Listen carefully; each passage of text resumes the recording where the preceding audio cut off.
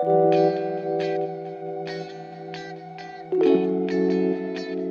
what's up YouTube family? It's Chris at Mods and Coffee. Today we are installing the rear Stillen sway bar onto the Q50 hybrid. I'm going to show you guys how to do that right now.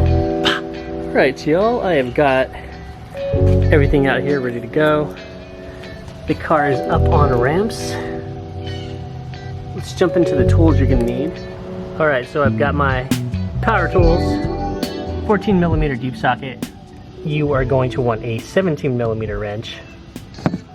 You're going to need one infamous 10mm, one extension, and one drive wrench. This is a separate energy suspension bushing that's greasable that I suggest you buy. Got the part number listed right here, 95158G. The first thing we're going to start with is this splash shield here. There's one 10mm here, kind of blocking the bushing, so we're going to knock this out on each side, drop the shield, and we'll be able to have access to remove the bushings. See, removed, access to the bushing is right there. And again, on the passenger side, easy access right there. Alright, next, coming up to the driver's side, 17mm wrench on this side. Get your 14 deep socket. Awesome, and just like that, it's out. We can do that to the passenger side. Okay, next we're going to jump to the bushing bolts. They are the 14mm also.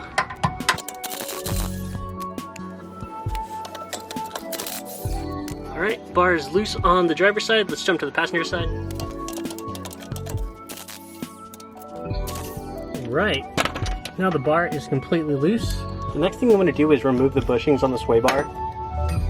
Okay, that way we can slide it out much easier and it won't get caught on any of the surrounding exhaust pipes and whatever else is hanging down. So here's how you remove the sway bar, guys. Pretty simple. Once the bushings are off, pull the sway bar all the way towards you. Okay, right up near the exhaust muffler over here. Kind of twist it up, which will twist that side. And it'll drop down right here. See? And then you kind of just slide it out. Super easy. Alright y'all, comparing these two sway bars, definitely the OEM one is thinner and the Stillen one is much heavier and thicker.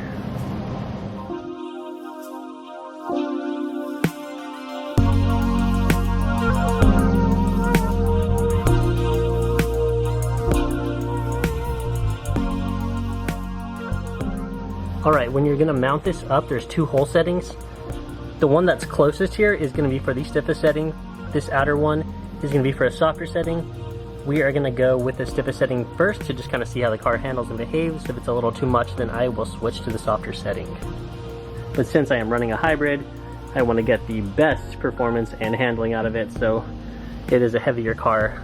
We are going with that setting. Alright, to get this new sway bar in, reverse the settings. Keep the sway bar near.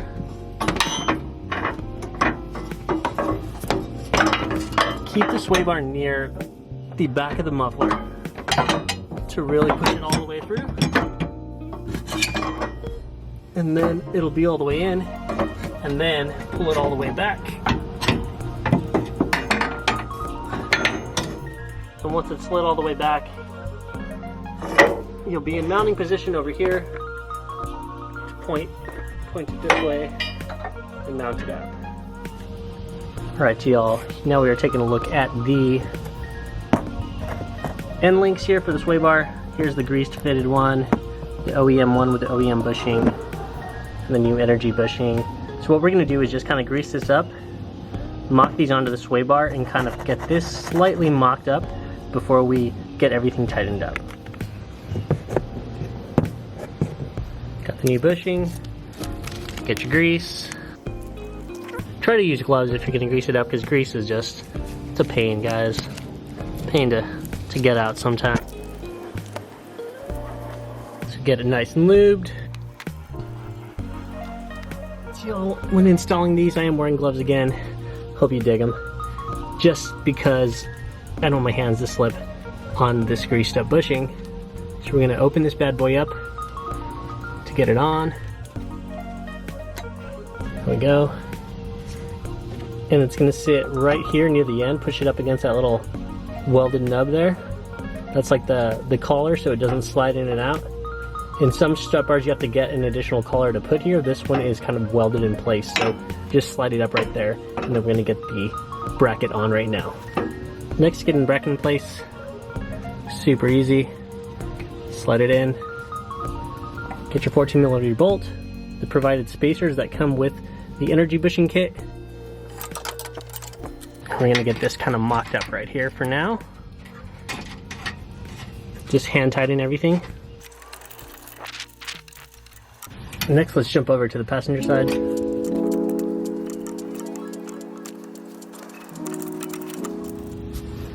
Alright y'all, everything is mocked up.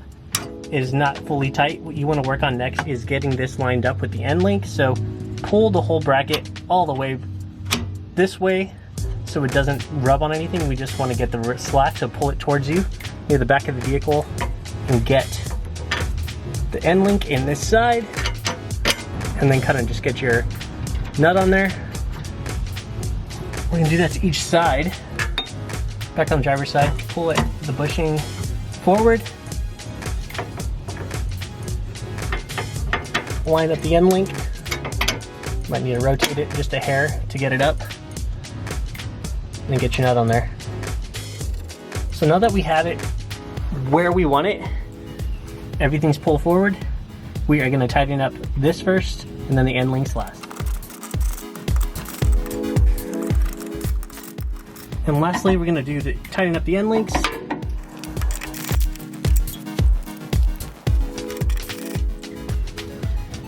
Put the splash shield back up with the 10mm.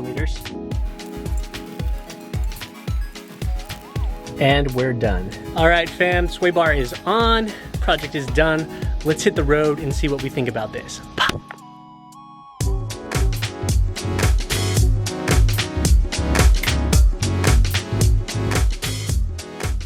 I just want to start this off by saying I've had this mod on for the last 2 days, and it is the absolute best handling mod you can do on your hybrid or your Q50 for that matter. It really makes the car feel like it's on rails. Every time I take a turn, it is just planted, solid, almost feels like it has an apex now. It just really turns like it's on rails. Feels like a, you know, like how a roller coaster turns, just super tight and flat. That's how it feels. It's awesome. I love this mod. So let's jump to the driving review and kind of show you how it handles. Maybe you can pick it up on video or not. Either way, I just want to show you guys what it's like. So thanks for sticking around. Let's hit it. All right, y'all, cruising with the Stillen sway bar, rear sway bar that is. Just the first thing I had noticed the last few days is just like how nice the vehicle feels taking off from a stop. Just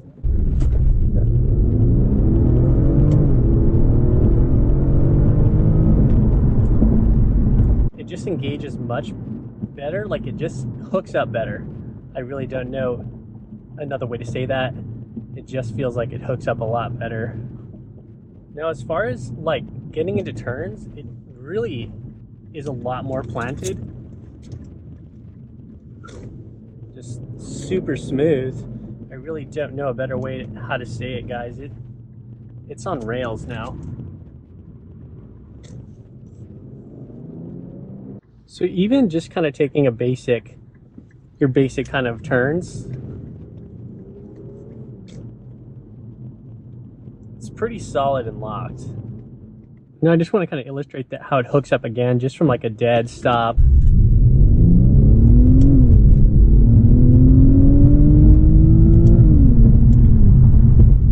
It just feels better to me. It's picking up quicker. There's no slipping happening in the rear.